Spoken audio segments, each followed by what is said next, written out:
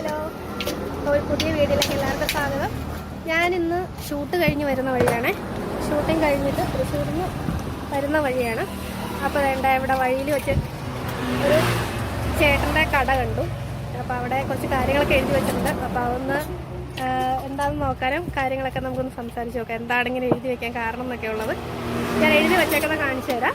അതുപോലെ തന്നെ അത് എഴുതി വെക്കാനുള്ള കാരണം എന്താണെന്നും ചേട്ടൻ പറയും. ഇതാണ് ഈ ചേട്ടൻ എഴുതി വച്ചിരിക്കുന്നത് കേട്ടോ, കാണുന്നുണ്ടല്ലോ അല്ലേ. അതായത് എല്ലാ ഷുഗർ രോഗികളും നിർബന്ധമായിട്ടും വർഷത്തിൽ 2 തവണയെങ്കിലും കിഡ്നി പരിശോധനകൾ നടത്തുക. കാരണം കേരളത്തിലെ 90-95% ലാബുകാരോ ഡോക്ടർമാരോ ഒന്നും പറയുകയില്ല. എൻ്റെ അപേക്ഷയാണ് നിർബന്ധമായും ക്രിയാറ്റിൻ പരിശോധിക്കുക. ഇതുപോലൊരു ബോർഡ് ഞാൻ ഇതിനു മുമ്പ് എങ്ങും കണ്ടിട്ടില്ല. ഇത് നമ്മുടെ ഒരു എന്താ പറയുക, ഇതിൻ്റെ ആവൽ മിൽക്ക് വരുന്ന ഒരു കടയാട്ടോ. ചേട്ടൻ്റെ ചെറിയൊരു കടയാണ്. ഇതാണ് ചേട്ടൻ്റെ കട. ഒരു ഓട്ടോയിലാണ് ചേട്ടൻ സാധനങ്ങളൊക്കെ കൊണ്ടുവച്ചേക്കുന്നത്. അതുപോലെ ഒരു ഷെഡ് കെട്ടിയിട്ട് അതിനകത്താണ് ഇത് കൊടുക്കുന്നത്. ഇത് റോഡ് സൈഡ് തന്നെയാണ്, കണ്ടില്ലേ.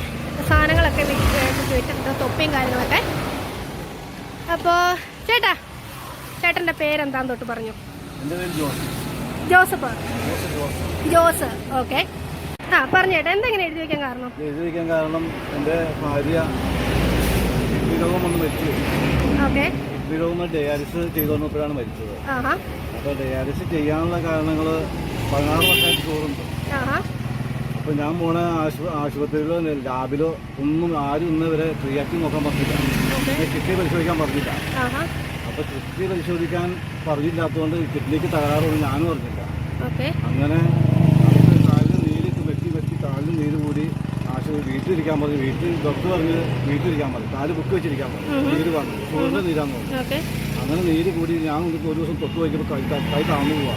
അങ്ങനെ ഞാൻ ആശുപത്രിയിൽ ചെന്നപ്പോൾ അവർ പറഞ്ഞു ഒരാഴ്ച കിടക്കാൻ പറഞ്ഞു. പൈപ്പ് തന്നെയാണ്, ഷുഗറിൻ്റെ പൈപ്പ് തന്നെയാണ്. അങ്ങനെ കിടന്നു കഴിഞ്ഞപ്പോൾ അവരിങ്ങനെ ഓരോന്ന് പിന്നെ ബക്കറ്റ് മേടിക്കാൻ പറഞ്ഞു, കാല് മുക്കി വയ്ക്കാൻ. വലിയൊരു ബക്കറ്റ് മേടിച്ച് ഉപ്പ് വെള്ളമൊക്കെ ഇട്ട് മുക്കി വെച്ചു. എന്നിട്ട് നീര് പോണില്ല.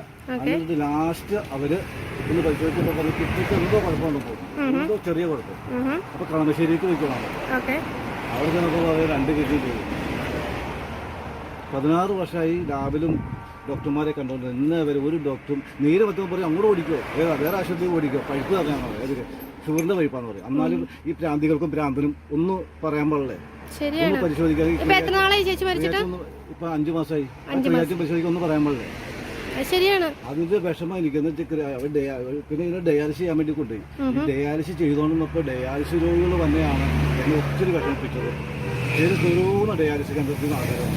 ഇപ്പൊ എനിക്ക് മനസ്സിലായി, ഇത് ആരും പറഞ്ഞു കൊടുക്കൂല. പറഞ്ഞു കൊടുക്കുന്ന ഡയാലിസിസ് കേന്ദ്രത്തിൽ ആൾ ചെല്ലില്ല.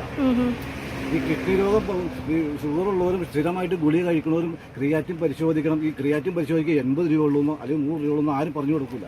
ഈ പറഞ്ഞു കൊടുത്ത ഡയാലിസിസ് കേന്ദ്രത്തിൽ ആൾ വരില്ല.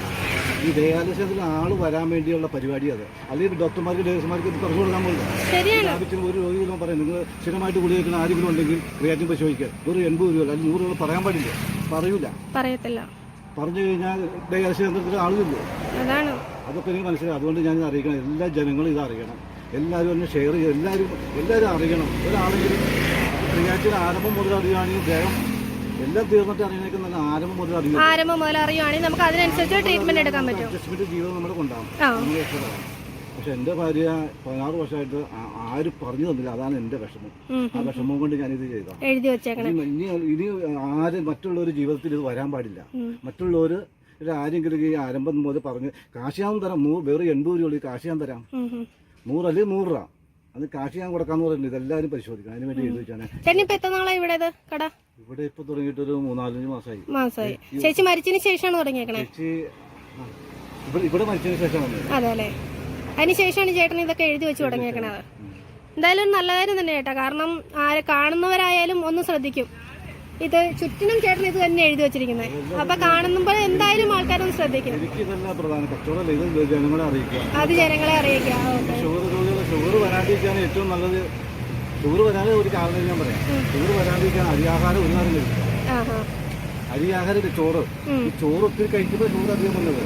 ചോറ് ഒരു നേരം ബാക്കി ചപ്പാത്തിയോ ഇങ്ങനെയൊക്കെ ആയി കഴിഞ്ഞാൽ അത് നിയന്ത്രിക്കും, കൺട്രോൾ ചെയ്ത് പോവുക. അത് പോയിക്കോളും. അല്ലാണ്ട് പഞ്ചസാര കഴിച്ച് വെച്ചെന്ന് വെച്ചാൽ ഷുഗറുള്ളവർ പഞ്ചസാര കഴിക്കരുത്. ഷുഗർ വരാണ്ടിരിക്കുന്ന ഏറ്റവും നല്ലതാണ് അന്നജം കുറച്ച് കഴിക്കുക. നമ്മൾ കൺട്രോൾ ചെയ്ത് പോയി കഴിഞ്ഞിട്ടുണ്ടെങ്കിൽ നമുക്ക് രോഗങ്ങളൊക്കെ കുറയും. ഇത് ഷുഗർ ഇല്ലാത്തൊരു കേരളയ്ക്ക് മാറ്റാൻ നമുക്ക്.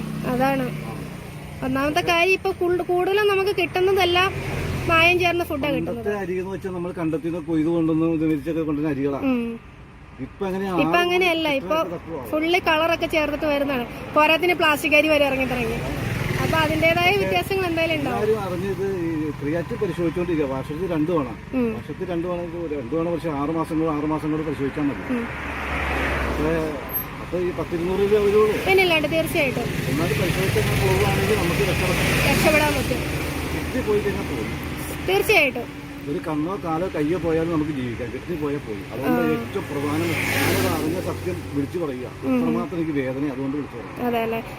ഇതേതാ സ്ഥലം? ഏതാ ശരിക്കുള്ള സ്ഥലം? ചെറുകുന്നം, കോതമംഗലം പോകുന്ന റൂട്ടില് ചെറുകുന്നം.